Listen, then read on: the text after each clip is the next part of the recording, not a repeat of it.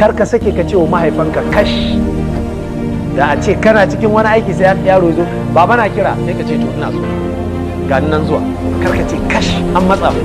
Ko kuma ka tafi ka je ka dawo ka ci gaba kenan sai aka ce inna ta ce ka zo, kar ka ce kash an dame ni. Allah ya ce wala taqul lahumu uff, ko kash kar ka ce wa iyayenka. Jama'a mun gano wannan. Wa kullahuma qawlan karima, ka rinka gaya musu maganar girma da arziki.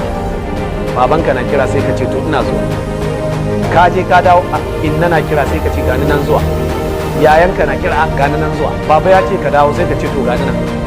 Kar ka saki duk magana da za ka gaya musu maganar mutunci. Ko da muguwa suka gaya maka kai ba su ansa da kyakkyawa. Karanta suratu maryam. Bi annabi ibrahim mai uban shi yake ce mishi araghibun anta an alihati ya ibrahim, allolin na kuma za ka yi kyama ya kai ibrahim. La in lam tantahi da arjumannaka, wallahi in baka daina ba sai na jefe